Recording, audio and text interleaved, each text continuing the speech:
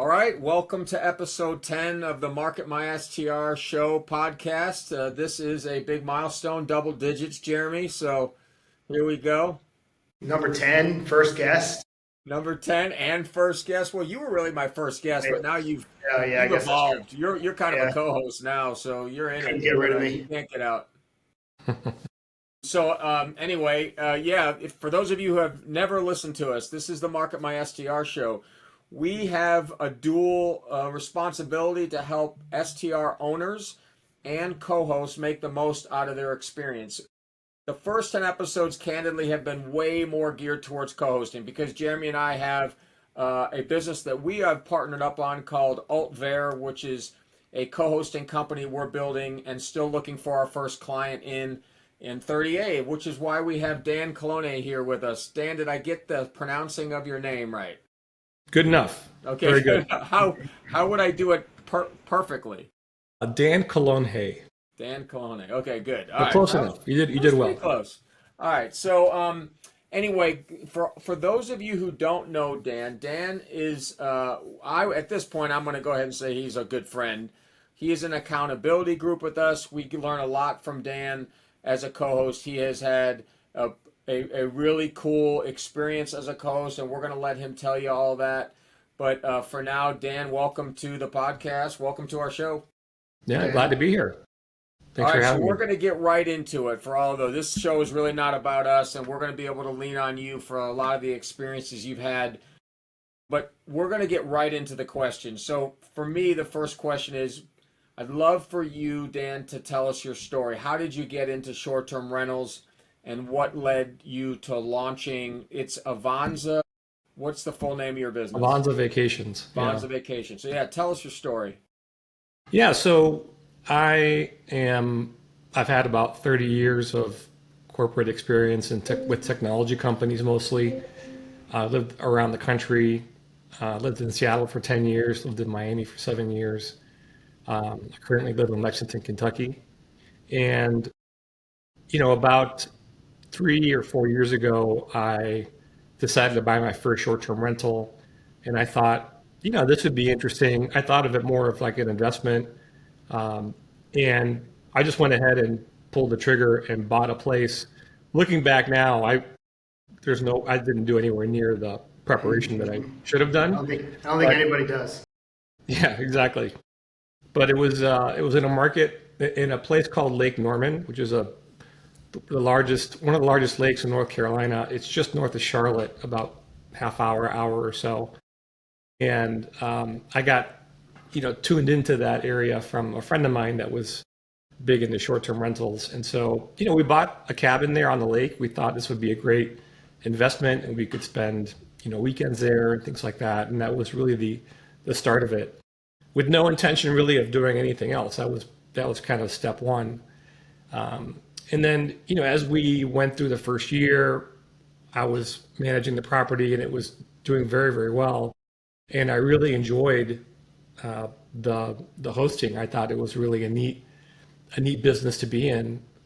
But then, I'd say about a year and a half ago, my employer, we had this big change in the company.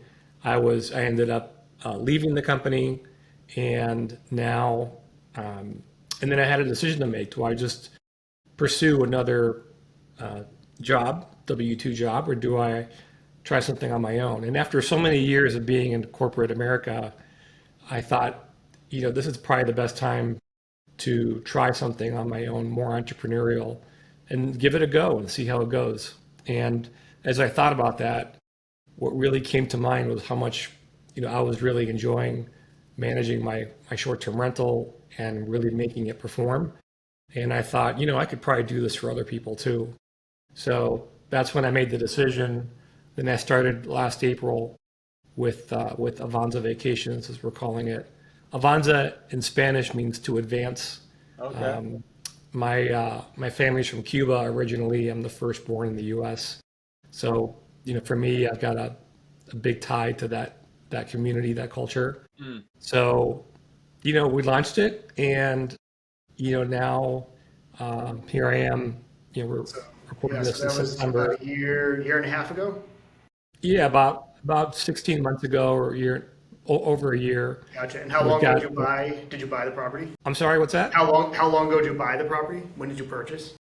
The very first property we bought was back in 22, Okay. and then Gotcha. A couple years, and then you started saying, okay, well, maybe I can do this for other people. And that was around the time you joined Inner Circle, right? And you started this process to build your company.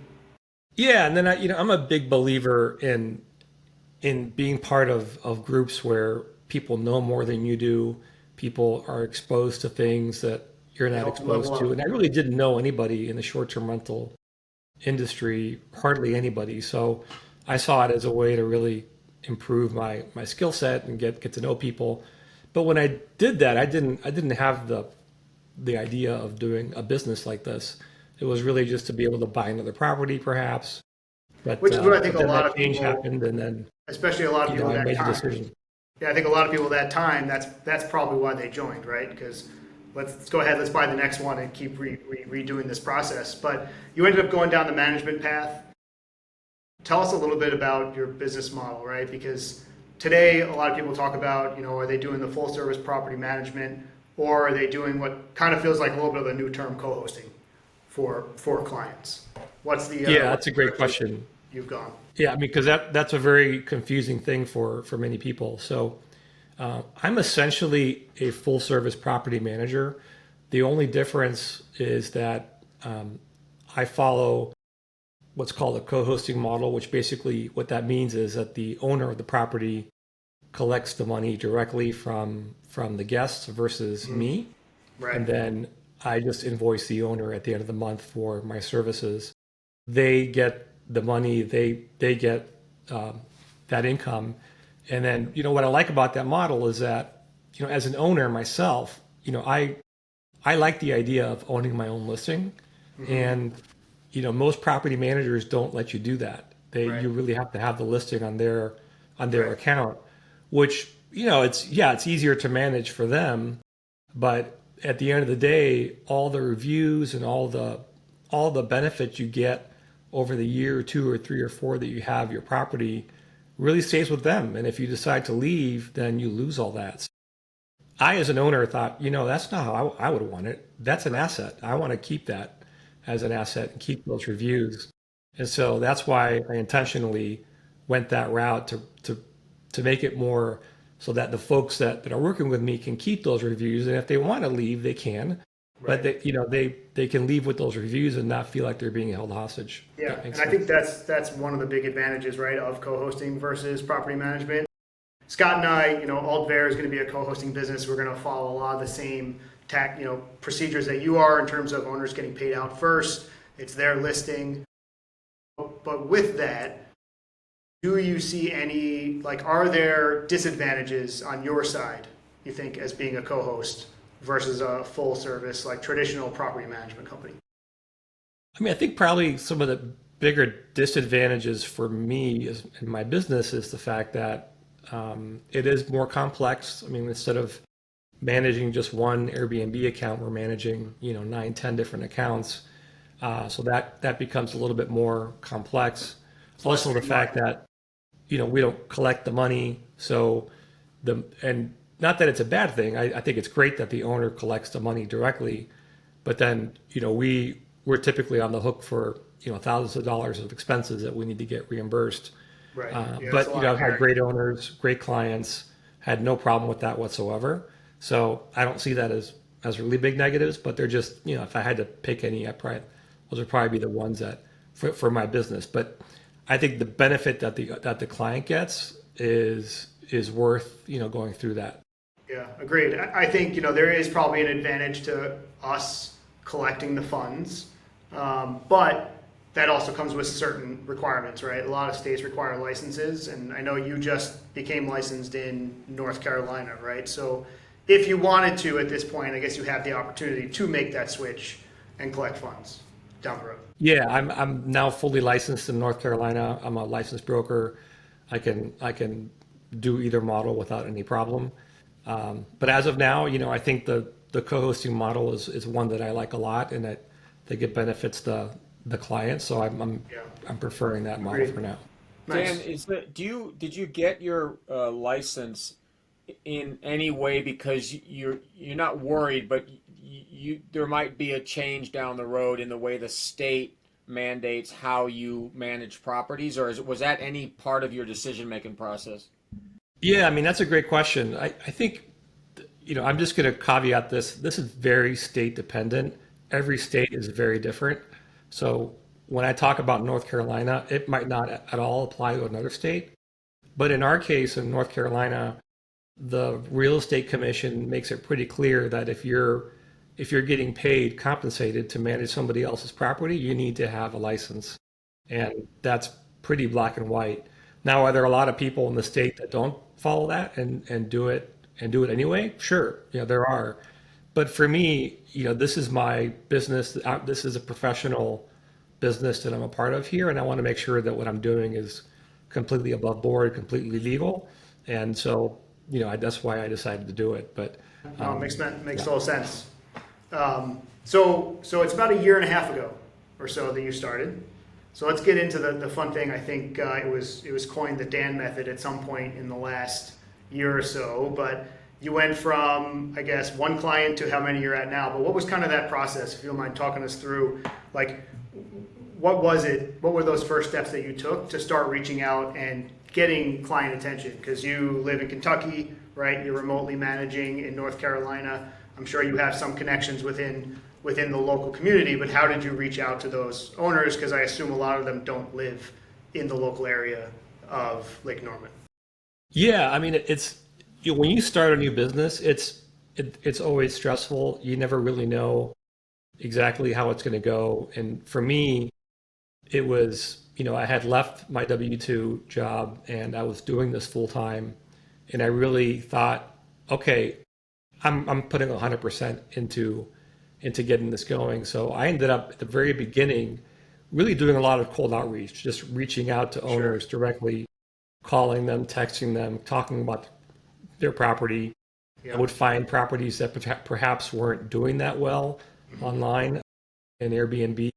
We're using a site called AirDNA, which is big data repository that a lot of Yeah. us use.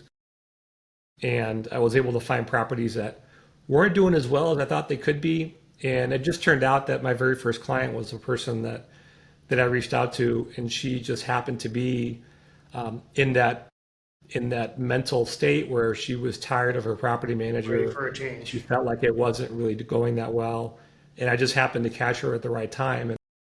And to this day, I could call her a friend. I mean, we're It's great. been together for quite a while now, and that's how I got my first client. Do you remember what time of year it was?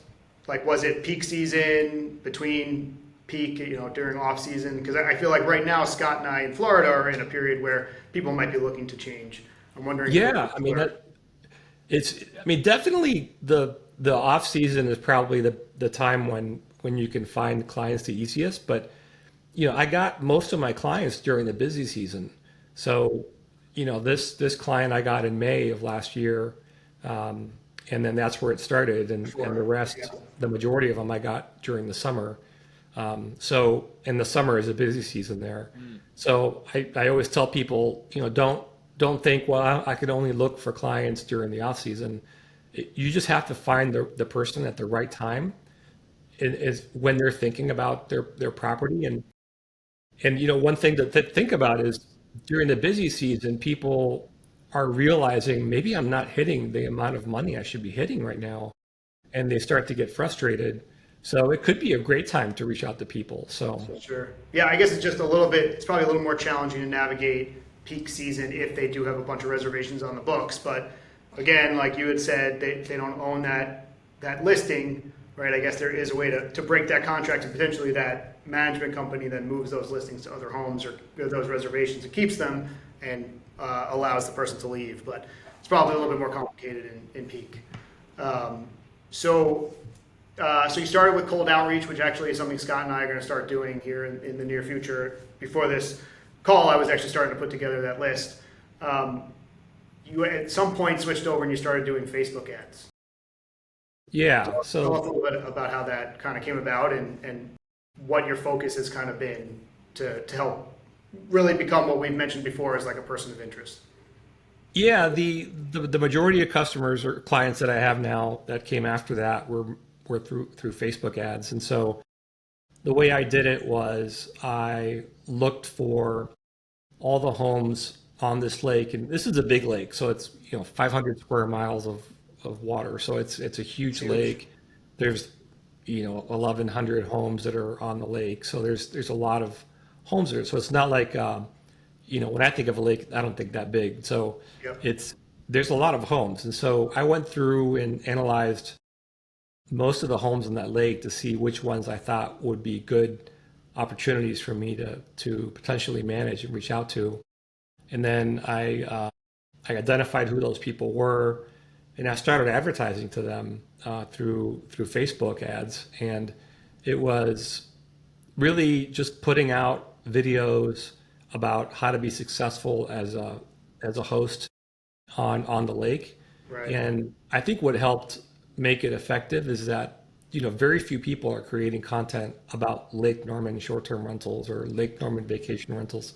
Yeah, I still haven't seen anybody else do it. Yeah. It's usually So like nationwide or large markets, right? yeah, exactly. So Slogans, right? yeah, like Yeah. so when they probably saw my video, they're like, hey, wait a second, I've got a house there, and it kind of piqued their interest, and then that's how I started connecting with people. But that You were was really going the out approach that I to used. customize lists, right, in Facebook, like specific homeowners that you skip traced are the people that were getting the Facebook ad versus just like a general Facebook audience list.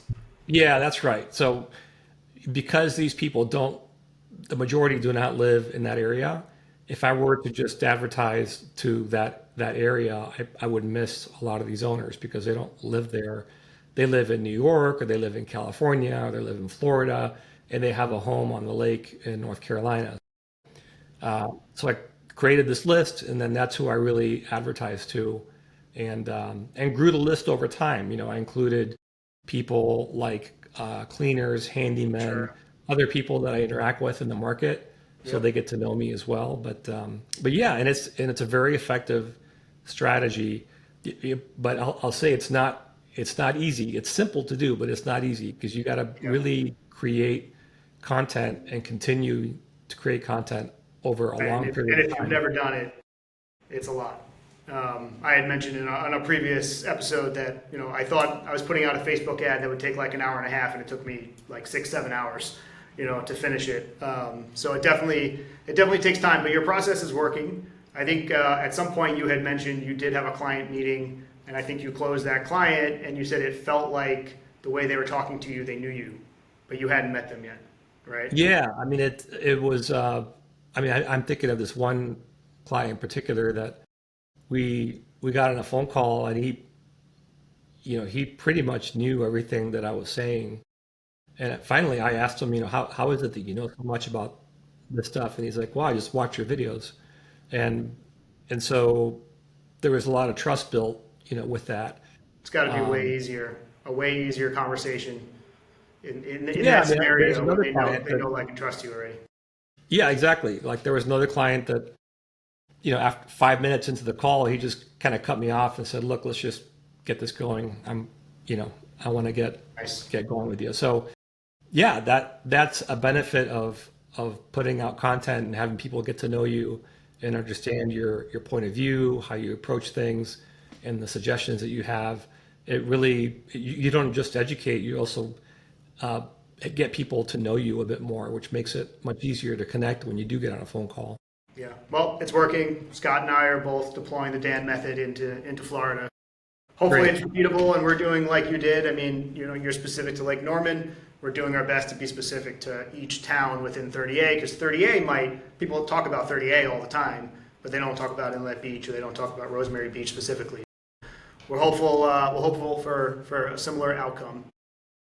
So in 18 months, you went from one to how many listings do you have now? A 9. 9. Okay, that's pretty fast growth. And they're Yeah, all I mean, it like on the water, fit. yeah, and to be, I mean, I probably could have grown faster, but I was a bit picky on the kinds of properties that I would take on. So there were some that I just felt like I wouldn't be a good match with that owner. But is but yeah, smart. I mean, they're all great properties. I mean, thank goodness we've had this first year has been phenomenal. I mean, I think we've beat every single home that I've managed since I took them on has made an all-time record for their summer Amazing. versus previous year versus any year previous. Were they So all with larger property management companies? yeah, Or, yeah, right. So way different attention, focus you're able to give compared to that. yeah, it's a lot different than I'm not managing 70 properties or 100 properties. I'm managing Not yet. nine, and it's a lot easier for me to be able to give a lot of customized attention to each property and do what's best for that property versus try to do the same thing for 70 or 100. So speaking of scale, what's your plan over the next, call it 12, 24 months? Where do you think you want to Yeah, get? I'd like Like, to what's to the right double. number? Yeah, I'd like to double where I'm at now. So if I could get between 20. 18 to 20 properties and then see kind of how things are going.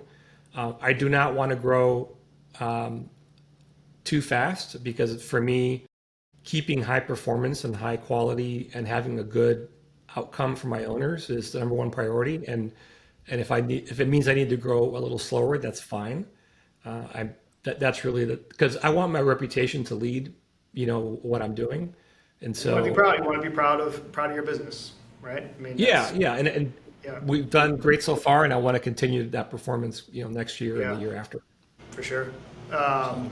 So if you get to 20, that's going to be all in Lake Norman, or do you think you might expand outside of Lake Norman at some point in the near future? Yeah, good question. I think it would probably all in Lake Norman, but at some point, I think I would like to expand out. As you know, Jeremy, getting yourself established in a new market is not easy. And, not only do you not know the other market that well, but you don't have all the contacts. Like I have, over 100, 200 people that I work with on the Lake Norman area. And to start that from scratch somewhere new, is not easy. And so, but I think at some point, I think I'd like to perhaps the Outer Banks or another area in North Carolina. Right. But for now, I'm 100% focused on that lake. Nice. Yeah, and I think that's the right path forward, right? Build that stable business on the lake, and then if it's going as well as you're expecting it to go, then maybe you branch out to that other market, to the beach market, right? Which Yeah, the way I look at this is I need to be focused. I can't afford to divert my focus on two markets or three markets and this and that and the other because then everything suffers. So I want to make sure that I'm really, really nailing it with the one market that I have. And then, when I have more support and more, I'm able to hire people to help and do things, then I could potentially start looking at other markets. But for now, that's my strategy. nice. Yeah. No, I think that makes total sense. Anything you've learned now that you're a year and a half, 2 years in that if you had known 12 months ago might have helped you either grow faster or be able to handle that growth a little bit better? I don't know. I mean, I've learned a ton, but I think if I were to give people advice, if they were to follow a similar strategy, it's just, pick one market, just one market, pick a market that has a lot of homes that are the type that you'd want to manage. My approach is to target more luxury, larger properties. Yeah, So for similar, me, similar to what it has to be a market where there's a lot of those kinds of homes. And so I see a lot of people in this business that start in a market that there aren't that many, and then they may wonder after a year or two or three, what's going on, and it's not going as well as they hoped, and because there just aren't that many homes that they're targeting. So right. that's probably like the biggest thing that I always tell people is pick a good market, Stick go to it. 100% all in on that, and just focus on building your business in that one particular market. Become the person of influence, become the expert in that market Right. and get people to Yeah. know you there. That's really, I think, the best approach. I think you're spot on, and that's exactly what we're trying to replicate. The other thing, one of the other topics that you see people talk a lot about is technology and their tech stack. So is there anything that you have now that you didn't have when you first started, or anything that you highly recommend if somebody is going to build property management or a co-hosting business that maybe they implement early on before they start to scale? Yeah, I mean, when it comes to this, probably the most important piece of it is the property management system.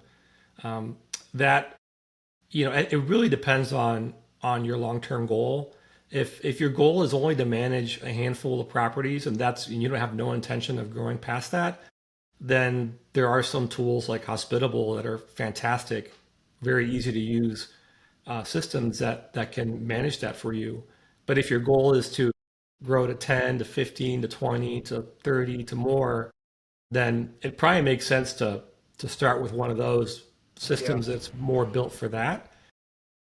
Because changing that technology is a big yeah, pain, honestly. It's a huge it's pain, a heavy lift. and Yeah, it I just did takes it. up time. And when you're trying to build a business, the last thing you want is to spend time on stuff like that where it really doesn't help the owner or help the guest. It just admin work. So, but I tell people too, just go with what you got. If you already have a system that you use and you're Just comfortable get with, then started. just use it. Yeah, I will And say it is a heavy lift to change your PMS. it is. I did it 2 times, and the second time I did it was with 13 listings, and it's a headache, that's for sure. Um, is there a tool, like one tool outside of a PMS, right? Because I think like PMS is kind of the first standard. If you're going to be on multiple channels, you kind of need a PMS. Anything out there that's kind of helping you keep everything else together in your Yeah. business? Yeah, I think probably the other big tool that I think has really been helpful is Breezeway. Breezeway is how do I describe it? It's more like it's a tool where you can control a lot of your operations. So you can Yep. have checklists in there for your cleaners, checklists for your inspectors, checklists for your maintenance people. You can assign tasks to them. You can assign cleanings. There's a lot of flexibility in it. You can track work orders, things like that. And when you only have a couple properties, it's probably overkill. But if you start to get to more than five, then it Yeah. starts to get a bit Right. a I would bit even complex. say, just from my experience, I'm a little behind where you are in terms of using Breezeway, but if somebody's plan is to scale, I think even if you only have one, two, or three, it makes sense to understand how to use either Breezeway up front, right, rather than having that learning curve when you have more, or another system. There's other systems out there as well, but I agree. I think having cleaning checklists, hopefully you're using inspectors, having inspector checklists, Hmm. safety and maintenance inspections, and then just being able to track everything. I mean, I was doing it in Google Sheet and everything in WhatsApp, and when you're doing it across multiple properties, and companies, it can become a mess real fast, Yes, especially exactly. in peak season, right? I mean, I'm sure you had a lot of same day flips over the Yeah, summer, for where you only sure. have a For very sure. small window to make sure that all those things are getting addressed. So, yeah, great. I definitely think Breezeway is a big one. Um, so we kind of touched on this, but I guess you being able to separate yourself from the competition, and it sounds like most of the competition there is large property management companies. So I guess kind of talk through, I guess, your pitch to those clients, like when you are looking to bring them on board, looking to sign them up, what are kind of the few points that you're addressing to let them see why the clear answer is to go with you? Well, for me, I'm not a big property manager, and to me, I think that's an advantage. That's a good thing. The fact that I can really focus on an owner's home and making sure that it performs well, and have a unique plan for that home that I execute on. I think it's just very difficult to compete with that when you have 100 homes or 70 homes. It's just impossible to do that at that level, as far as what I've seen. That's really a lot of the way that I describe what I do. I also focus a lot on the fact that the client is owning their own listing, owning their own reviews, which means a lot, and that's something that they're going to be able to have whether or not they work with me. And I tell owners, look, my intention is to do an incredible job for you, but if we decide to part ways someday, you're not being held hostage by me. You Right. can do that if you want Yeah, to. no harm, no foul. And I only want to work with clients that want to work with me. So Yeah. if they don't want to work with me, then fine. That's totally fine. But I don't want to have something holding something over their head, saying, Yeah. well, if you leave, you're going to lose all this. And to me, it just felt like it really wasn't, owner focused. Right. Yeah, no, it totally makes sense. And you definitely want to make sure you're working with owners that you want to work with. I had one client early on who it was his listing. We disagreed on the way that our revenue management strategy was going, and all of a sudden random nights were getting blocked. It was because he reopened another listing at the same time and didn't say anything. Oh, wow. So we had dual listings going at the same time. So that was a fun one. One thing that I'm trying to figure out right now for Altvair, and it's probably me getting ahead of myself in the business, but what I experienced when I was at 13 listings was I didn't really have like a standard across properties. Everything was different, like in terms of baths, towels, linens, like kitchen things, whatever I'm doing for the coffee bar here versus a coffee bar there, or a welcome basket. So I'm already starting to think, like, how do I standardize things? And I did have one experience where somebody booked one of the nicer homes through Airbnb. They loved it, loved me as a host, and then booked direct for another property which was not the same quality, and they were very let down. Have you thought at all about any of that kind of standardization across the portfolio? So like if somebody stays at John's house on the north side of the lake and Sally's on the south side, it's kind of a similar experience. Yeah, I think for the most part, people will tell that it's very similar. I mean, we use the same towels, we use the same sheets, pretty much. We use the same shampoos and all that. So a lot of that's the same. We have the same kind of guidebook. We have the same. There's just a lot that's very similar, so that it has that kind of feel that's cohesive.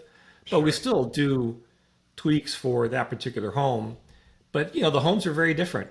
So one large home is going to be probably a lot different than a different home, and that's just inherent to the properties. That's one of the neat things about vacation rentals. They're not standardized in that they're all very unique, and they all have some neat things about them that are different from the others. And so, but yeah, I've tried to keep a lot of that standardization in place. Yeah. But I'm sure there's areas we could do better on it. But I think if the same guests were to stay at every house, they would feel like, okay, I've got the same host here. Yeah, nice.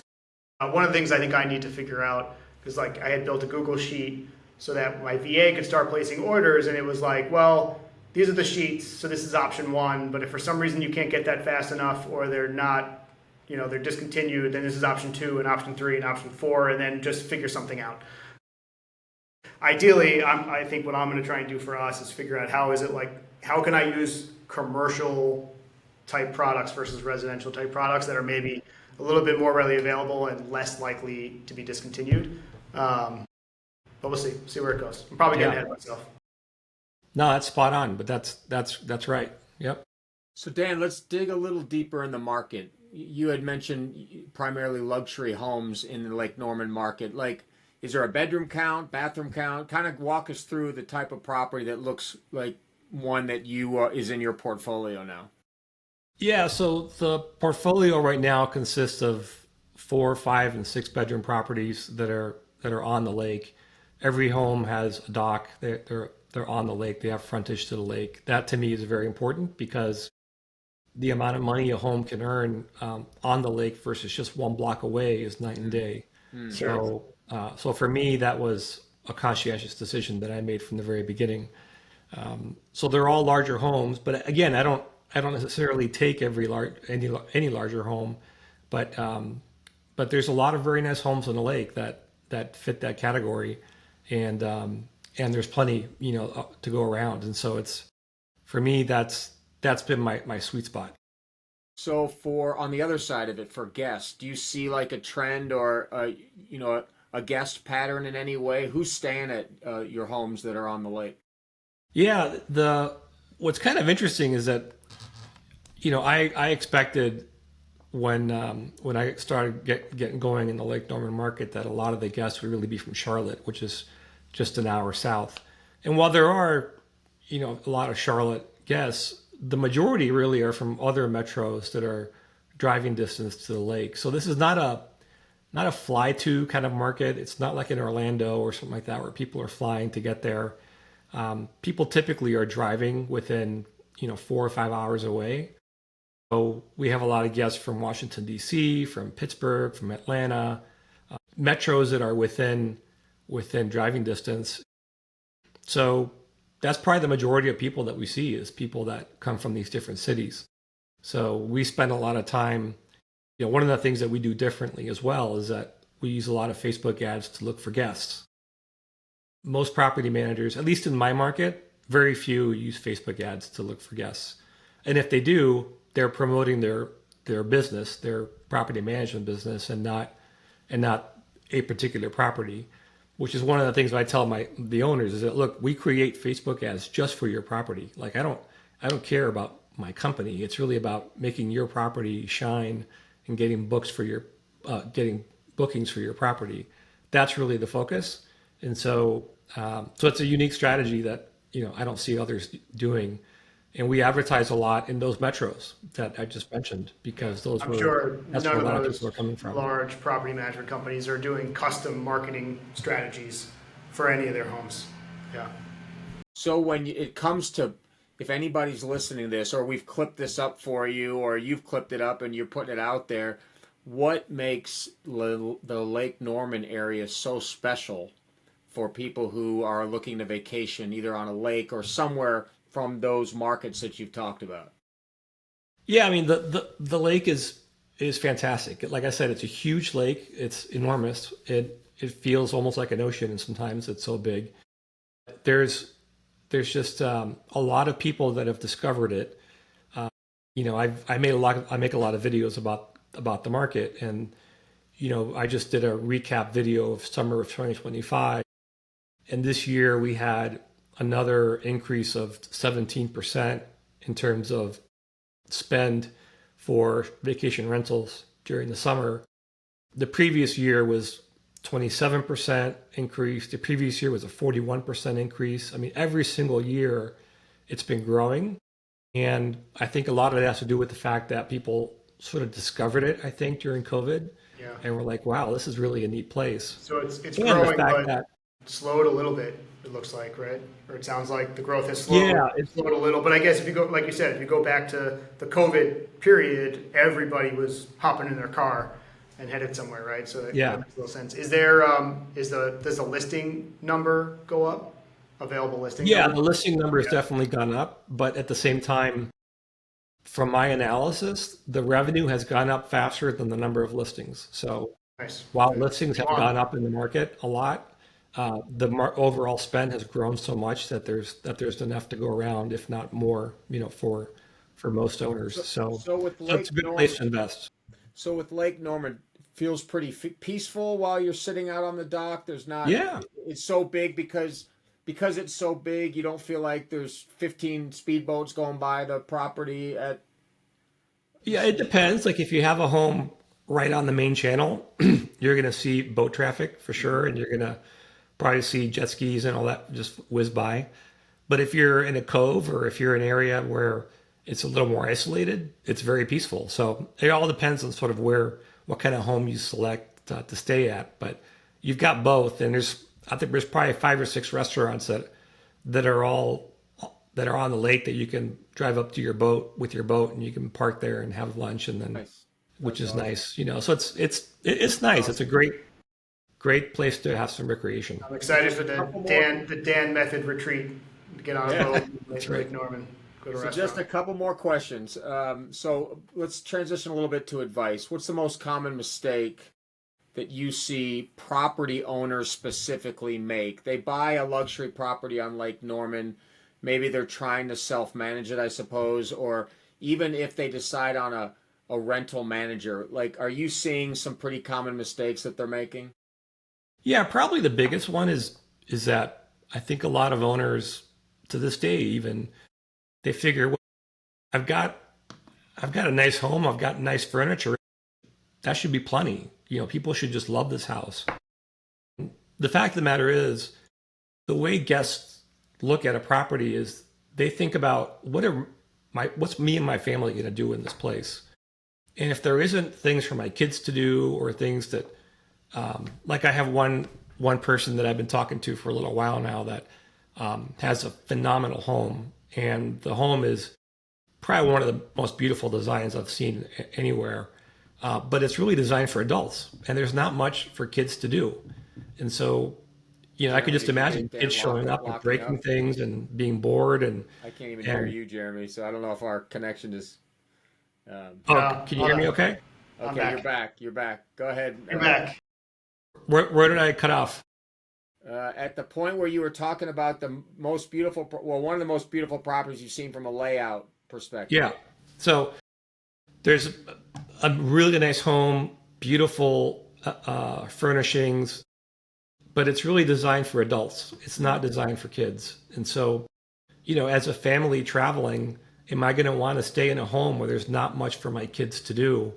As a parent, I nothing would make me happier is to have my kids have a great time so I can have a great time. Yeah. And if they're not having a good time, then neither am I, and that's probably not somewhere I want to stay. So that's probably one of the biggest things that I see is that people assume, well, it's a beautiful home, I've got beautiful furnishings. Right. This should be plenty. Everybody should. People love are this. going to love my Doesn't work pink that polka way. dot sheets. Right. So 2 more questions, Dan. What's your favorite part about doing what you do, running Avanza Vacations? For me, I have a servant kind of leadership approach. I very much enjoy hospitality and serving others. So for me, this really fits my personality very well. I love the fact that I've got clients that own homes, and I also have guests that stay at the homes, and those are 2 audiences that we need to make sure are happy. And for me, that's just been a lot of fun. And to have an entrepreneurial endeavor, at this age now, I'm in my 50s, so it's been really enjoyable to start something from scratch and to do something on my own that, not so long ago I probably wouldn't have thought of. But this came around and it's worked out really well. So that's probably the biggest thing. Okay, I lied. I have 2 questions left. The first one is from the perspective of either a guest who sounds like they'd love to be vacationing on Lake Norman, and or a homeowner who'd like to get in contact with you. What are the best ways to get to you? Probably through Facebook. I have a Facebook business page. Avanza Vacations is the name of the company. You'll see all my videos I post there, and you can reach out to me directly through that page, through Facebook Messenger. Totally very easy. So that's probably the best way. Scott, I'll have to figure out how to put that in the notes.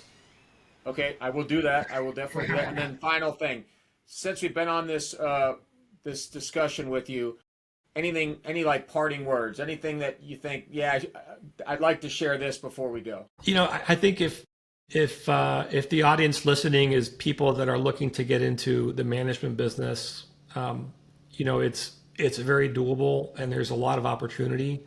But I think that for me, my priority has been to just be an outstanding manager.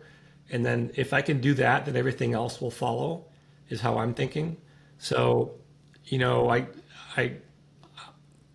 just encourage people to think about how can I be very good at what I do, and then everything else will kind of fall into place. But that's probably my number one advice for people as they get into this. You've got Jeremy, the any proof. parting words? No, Dan's got the proof, right, with his case studies. I don't think you probably have any property that you couldn't do a case study on for a potential client, right? So it's working, and I think a lot of people should try and mirror what you're doing, and we're doing that now, so we'll see. Hopefully, we continue in the same direction. Yeah, I'm excited for you guys.